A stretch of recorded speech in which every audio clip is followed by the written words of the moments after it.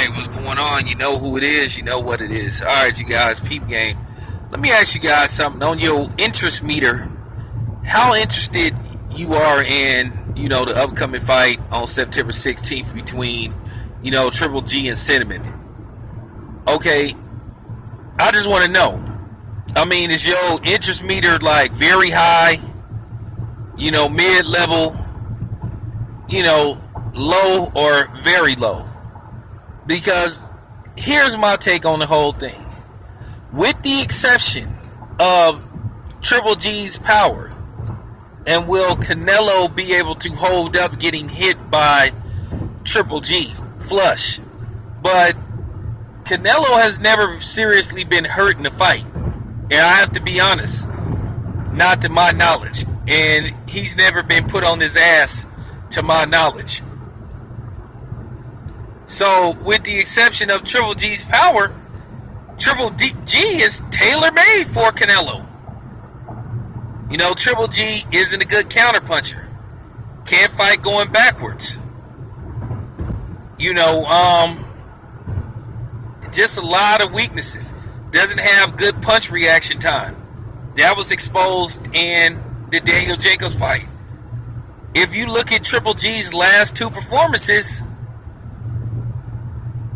I know they have Triple G as a slight favorite, but if you want to be honest, Canelo should be the favorite, which I think when they get close to the fight date, I think those odds are going to go back and forth, probably, depending on how these guys look in training camp and sparring and all that type of shit. But to be honest with you, Triple G is tailor-made for Canelo. I mean, Triple G is slow. He's a come-forward guy. Doesn't have very good defense at all. Very hittable. Every time I watch that Triple G and Daniel Jacobs fight, I get mad because Daniel Jacobs, could have blew Triple G out.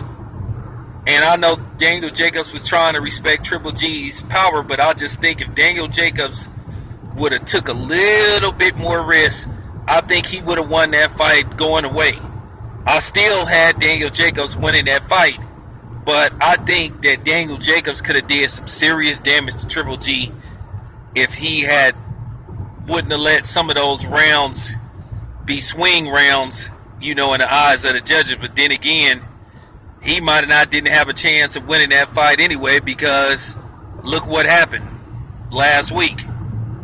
That fight got announced last week. So it's sort of like, unless Daniel Jacobs knocked Triple G out or just like knocked him on his ass a couple of times, he might have not had no chance of winning that fight. But, that's unfortunate. But at the end of the day, he kind of like helped Canelo get more confident in making that fight, because he showed that Triple G was very beatable. I mean, it started with Kell Brook. On two of the scorecards, he was winning the fight.